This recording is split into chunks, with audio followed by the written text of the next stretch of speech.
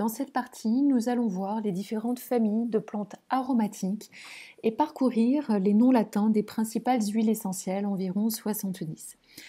En effet, il y a des plantes aromatiques, car dans le règne végétal, environ 800 000 espèces, en fait seulement 10% de ces espèces végétales sont capables, donc ont le bagage génétique et donc biochimique pour synthétiser des essences. On suppose que ces essences dans le végétal ont des fonctions à la fois de protection, de défense vis-à-vis de pathogènes, de maladies fongiques, parasitaires, bactériennes, de défense éventuellement vis-à-vis de prédateurs, mais aussi des fonctions de séduction pour certains prédateurs pour en améliorer la pollinisation, et enfin des fonctions d'information pour le groupe végétal où si un des individus est attaqué, l'individu peut sécréter certaines essences afin d'avertir ses congénères. La connaissance du nom latin des huiles essentielles que vous allez pratiquer est absolument indispensable. C'est le critère numéro 1 de sécurité d'usage de vos huiles essentielles. En effet, le nom latin est une langue morte, non évolutive, qui évitera les risques de confusion liés aux patois, donc liés aux différentes régions, et ainsi que vous soyez en Australie, en France, en Belgique, au Canada ou au Japon, le nom latin est le nom latin. Il y a parfois quelques synonymes, mais généralement pour une huile essentielle, on aura un nom latin, et donc éviter des confusions. Pour citer certains exemples, les verveines. Appelée une huile essentielle verveine. De quelle verveine parle-t-on? En effet, la verveine décrit aussi bien la verveine odorante, qui elle-même a un synonyme, la verveine citronnée. Le nom latin est Lipia citriodora et appartient à la famille botanique des Verbenacées. Mais nous avons aussi la verveine exotique, appelée tropicale aussi, Lycea citrata, de la famille botanique des Lauracées. La verveine des Indes, Symbopogon citratus des Poacées, et enfin la verveine officinale, Verbena officinalis des Verbenacées. Autre exemple bien connu des jardiniers, la mélisse, Melissa officinalis des Lamiacées, que l'on appelle aussi dans le jargon la mélisse citronnelle ou citronnelle. À ne pas confondre avec les citronnelles de la famille botanique des Poacées, comme la citronnelle de Java ou de Ceylan, que vous utilisez en répellant contre les moustiques. Avec ces exemples et la multitude d'appellations pour un végétal, nous comprenons qu'au final, le nom latin va nous simplifier l'appellation et être précis dans notre choix d'huile essentielle. Sans plus attendre, nous allons parcourir les principales plantes aromatiques qui synthétisent des essences. En effet, dans le végétal, on parle d'essence. Les huiles essentielles sont le produit d'extraction par distillation à vapeur d'eau, c'est-à-dire à l'alambic. Nous verrons ça à la fin de la formation avec les différentes techniques d'extraction. La liste des familles botaniques ici est une liste non exhaustive. Nous allons voir une dizaine de familles botaniques. Il y en a beaucoup plus en fait, mais je ne vais pas citer les plantes aromatiques où il peut y avoir une seule illustration par famille botanique. Par exemple, le géranium rosa ou bourbon pour les géraniacées, car il n'y a que cette huile essentielle représentante. Je vous ai cité ici les principales familles botaniques avec plusieurs plantes aromatiques représentantes de la famille et qui vous constituera vraiment un cœur déjà très large des huiles essentielles les plus courantes dans notre pratique de la discipline. Nous démarrons avec la première famille botanique, la famille des Abietacées, que l'on appelait auparavant les conifères. Premier représentant, Pinus sylvestris, le pin sylvestre. Pinus pinaster, le pin maritime, dont on aura deux huiles essentielles. On pourra distiller les aiguilles, mais aussi la résine qui donnera la térébenthine. Picea mariana, épinette noire. Abies alba, le sapin blanc. Abies balsamea, le sapin baumier, comme un baume, B-A-U-M-I-E-R. Et Cedrus atlantica, le cèdre de l'Atlas. Dernière représentante pour cette famille botanique des Abietacées, Tsuga canadensis, la pruche. La famille botanique des Cupressacées, avec Cupressus sempervirens, le cyprès toujours vert. Juniperus communis, le genévrier commun. Juniperus oxycedrus, le cade ou cadier, C-A-D-E. Vous connaissez certainement le bois de cade, les rondins de ce bois que l'on met dans nos placards en antimite. La famille botanique des Apiacées. Coriandrum sativum, la coriandre. Cuminum siminum, le cumin. Docus carota, la carotte. Levisticum officinale, la livèche. Pimpinella anisum, anis vert. Pheniculum vulgare, le fenouil. Trachispermum ami, ajowan, A-J-O-W-A-N. Et Ami visnaga, l'huile essentielle de Khela, K-H-E-2-L-A. Nous passons à la grande famille botanique des Astéracées, que l'on appelait auparavant les ombellifères, avec la première grande représentante que vous connaissez tous, Helichrysum italicum, l'hélicryse italienne, que l'on appelle aussi l'immortelle, bien connue pour son usage pour les bleus, les coups, les hématomes. Nous verrons ça ultérieurement. Mais dans les hélicryses, en fait, il y a d'autres espèces. L'Helichrysum gymnocéphalum, l'hélicryse femelle, qui est une hélicryse qui vient de Madagascar et qui est utilisée pour bien d'autres vertus que l'immortelle, et en l'occurrence plutôt des usages de la sphère respiratoire. Helichrysum faradifani, on va l'appeler telle quelle, Helichrys faradifani, il est essentiel plutôt pour l'arbre urinaire.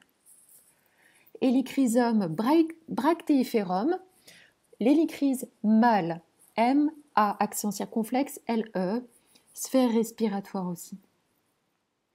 Artemisia dracunculus, l'estragon. La tanésie, Tanacetum annuum, la tanésie s'écrit T-A-N-A-I-S-I-E, grande huile essentielle de tout ce qui sera allergie, démangeaison et prurite. Inula graveolens, inule odorante, que l'on appelle aussi la ramoneuse, pour son usage bronchique. La camomille romaine, qui va avoir ici deux synonymes latins. Chamaemelum nobile, qui est le nom latin très clairement le plus usité, mais éventuellement, et vous devrez connaître quand même pour certains ouvrages en bibliographie, le nom latin de Anthemis nobilis. Camomille qu'il ne faudra pas confondre avec sa cousine Matricaria recutita, qui est la camomille allemande. Pour plus de simplicité et éviter des confusions, on l'appelle plus communément la matricaire.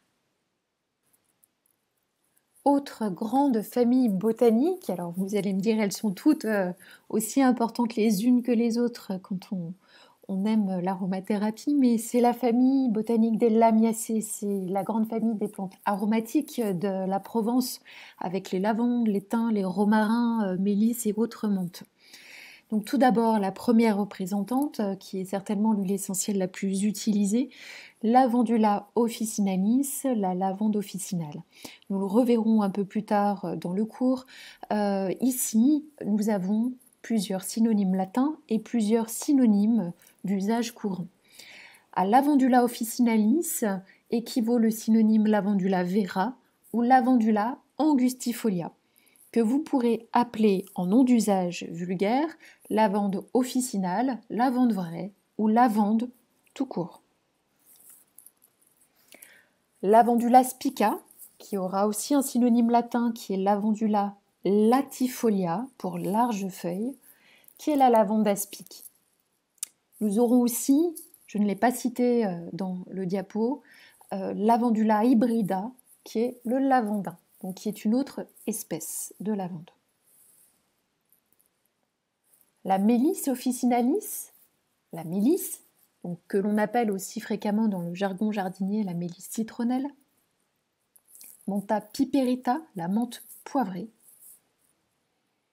Salvia sclarea, la sauge sclarée, qu'on ne confondra pas avec Salvia officinalis, la sauge officinale, qui est très neurotoxique en huile essentielle et dont on n'aura pas d'usage. C'est une huile essentielle qui se trouve uniquement en pharmacie et généralement sur prescription, mais je vous invite à ne pas du tout utiliser la sauge officinale au vu de son risque toxique. On en reparlera dans le module 2 sur les toxicités des huiles essentielles.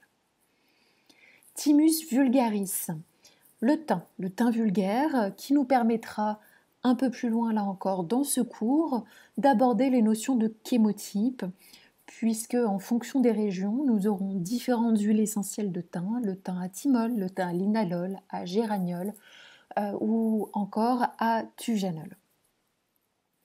Le romarin, Rosmarinus officinalis, Origanum compactum, c'est l'origan. On fera attention à ne pas confondre ici, nous le verrons là plus tard, Origanum majorana qui est la marjolaine. Ocimum basilicum, le basilic. Il s'agit ici du basilic exotique ou encore appelé basilic tropical. C'est ce basilic que l'on utilise en aromathérapie, qui n'est pas celui de vos salades, qui est le basilic grand vert, une autre espèce de basilic. Satureja montana, la sarriette des montagnes. Nous changeons de famille botanique, nous passons aux lauracées avec la grande représentante Laurus nobilis, le laurier noble ou laurier sus. Aniba rosaeodora, le bois de rose.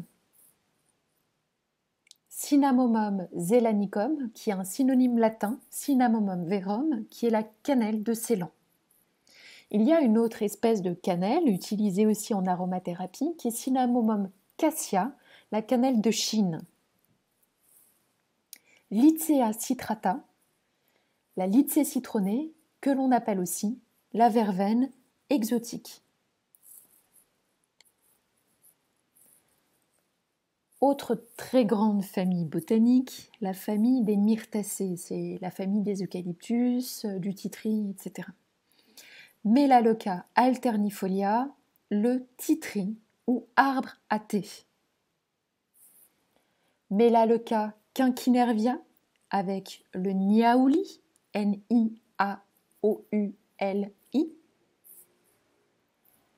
Eucalyptus radiata, qui est l'eucalyptus radié. Eucalyptus globulus, l'eucalyptus globuleux. Eucalyptus dives, l'eucalyptus mentholé. L'eucalyptus citriodora, l'eucalyptus citronné, que l'on trouve encore généralement sous ce nom latin, même s'il a été rebaptisé au niveau botanique, Corymbia citriodora. Myrtus communis, la myrte, nous verrons plus tard dans le cours, la myrte verte et la myrte rouge, qui sont uniquement des variétés chimiques, des chémotypes de la myrte commune. Melaleuca cajuputii, le cajeput, C-A-J-E-P-U-T.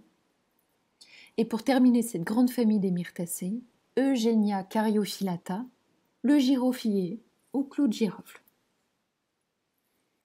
Nouvelle famille botanique des poacées, que l'on appelait auparavant les graminées. Première représentante, Cymbopogon martinii, variété Mosia. Il s'agit du Palmarosa, huile essentielle assez commune. Généralement sur les flacons, vous verrez marqué en fait uniquement le Cymbopogon martinii sans la variété. Dans le cadre de cette formation, vous devez savoir que le Palmarosa est la variété Mosia en comparaison avec la variété Sophia qui désigne le gingergrass. Dans la pratique, le gingergrass n'est quasiment pas utilisé et laisse la part d'usage au Palmarosa. Ainsi, sur les flacons, quand vous verrez marqué Cymbopogon martinii, il s'agit de la variété Mosia et donc du Palmarosa. Cymbopogon flexuosus, le lemongrass. Cymbopogon winterianus, la citronnelle de Java. Cymbopogon nardus, la citronnelle de Ceylan. Vetiveria zizanoides, le vétiver. Nous passons à la famille botanique des rutacées, donc la famille des agrumes, avec Citrus aurantium qui désigne l'oranger amer que l'on appellera aussi le bigarade ou bigaradier. Citrus bergamia, la bergamote. Citrus sinensis, l'orange douce. Citrus limonum, le citron jaune. Citrus paradisii, le pamplemousse ou pomelo plus exactement. Famille botanique des Zingiberaceae avec le curcuma longa, le curcuma dont vous voyez le très beau rhizome à droite. Zingiber officinalis, le gingembre. Edicium coronarium, le gingembre papillon dont on distillera non pas le rhizome mais les feuilles. Et enfin, la dernière famille botanique de cette liste, les Burseraceae, avec Boswellia carterii, l'encens, ou que l'on appelle aussi oliban. En effet, l'encens est un arbre avant tout. On en connaît l'usage dérivé des bâtons d'encens, mais parce qu'en fait, traditionnellement, ces bâtons d'encens, ces notions de fumigation, étaient un usage initial des résines, de la résine de l'encens que l'on mettait à brûler. Par la suite, dans l'histoire et les traditions, toutes les plantes à fumer ont porté le nom générique d'encens. Mais donc originellement, il s'agit d'un arbre qui pousse dans les régions très désertiques d'Afrique, en Somalie ou en Éthiopie. Le Boswellia carterii est donc l'encens généralement de Somalie que l'on appelle oliban. Il y aura un autre encens qui vient des Philippines que l'on appelle Elemi. Dernière représentante de cette liste, Commiphora molmol, la myrrhe M-Y-2-R-H-E, la myrrhe des rois mages. Comme pour l'encens, il s'agit d'un arbre qui va pousser dans les régions désertiques. Pour l'encens et la myrrhe, c'est assez particulier, c'est donc la résine qui est récupérée, qui va être distillée. Donc on excorie le tronc de ces arbres, la résine est récupérée, celle-ci peut d'ailleurs déjà, elle va cristalliser à l'air et ces cristaux vont former ce que l'on appelle les larmes d'encens ou les larmes de myrrhe que l'on pourra mettre à fumer sur des charbons ardents. Mais si on distille cette résine, on va obtenir l'huile essentielle d'encens et l'huile essentielle de myrrhe.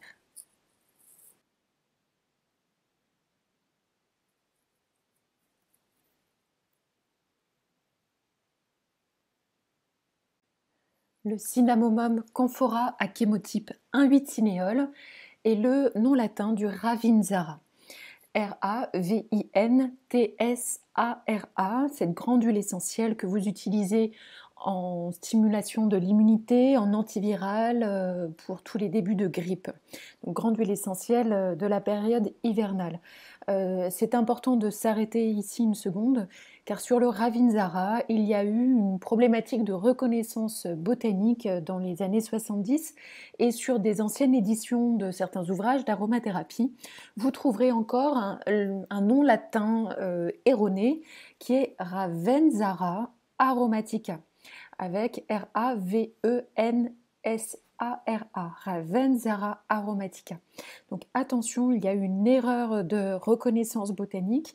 Le Ravensara aromatica correspond en fait à un arbre dont le nom d'usage français est Ravensar. Pour éviter les confusions, on l'appelle aussi agathophile, qui est une espèce à différencier du Ravintsara, dont le nom latin correct est Cinnamomum camphora à chémotype 1,8 cinéole.